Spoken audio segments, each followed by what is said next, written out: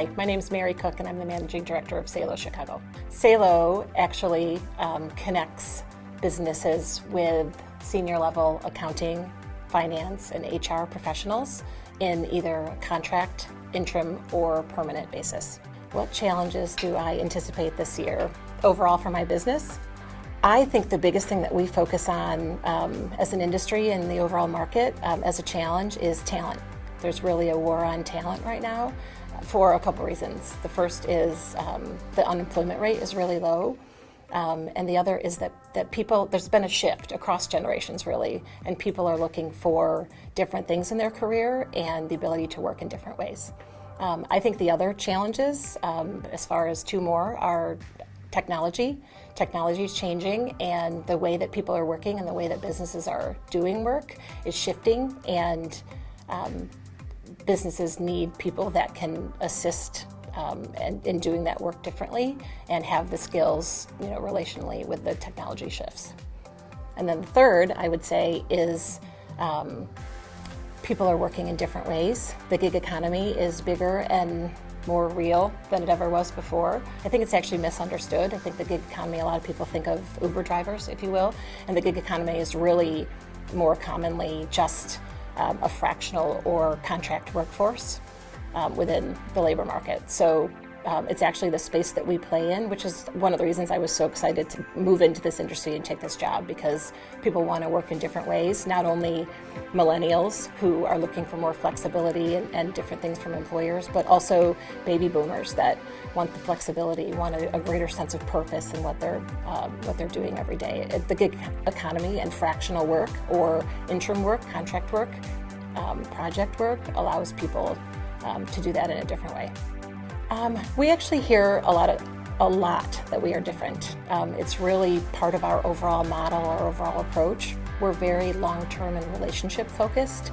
So, and we're also what I would call dual focused, where we focus as much on our consultants and bringing consulting as a career and finding a way to help people grow in their career, as much as client focused, which is solving business needs for clients.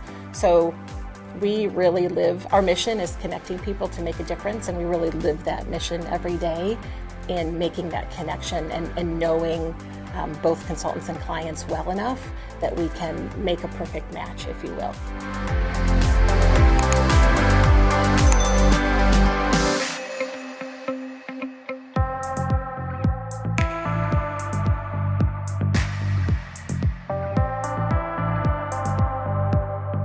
My name is Matthew O'Hare. I am a co-founder and vice president with Built Tech Critical Services. We are a construction management and development firm specifically related to the data center and high technology environment. The challenges that we're looking at this year and into 2020 really is kind of the release of new technologies.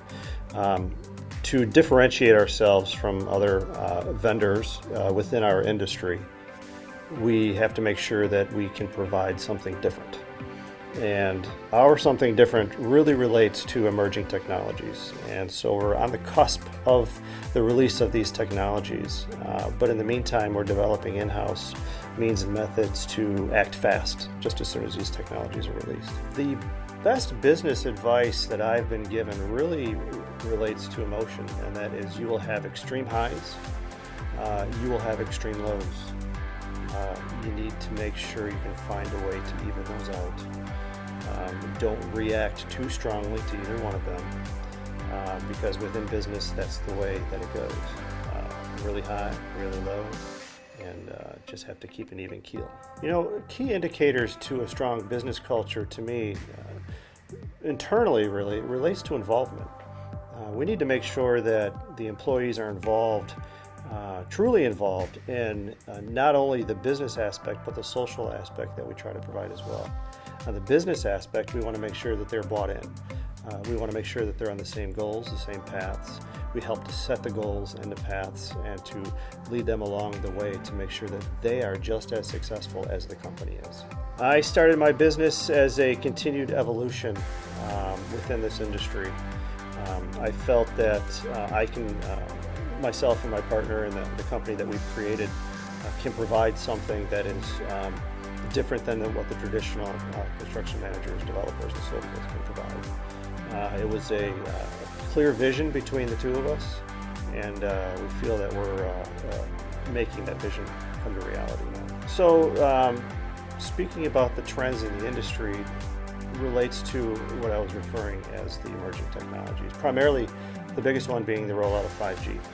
The 5G technology, which everybody seems to be talking about, relates to a different type of system for cell phones.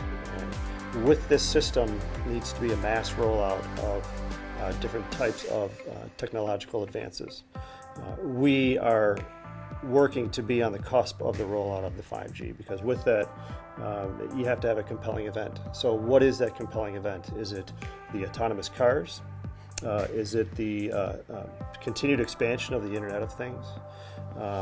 Is it high-speed technology for medical and healthcare? Nobody really quite knows yet. And to quote a friend of mine, Bill Lowry, he had stated everybody in this industry is in a race to be second, because nobody really wants to be first and put that capital up front. So for this year and for next year, we see that the rollout is going to start to take place slowly, and we're going to be ready for it when it really starts to happen.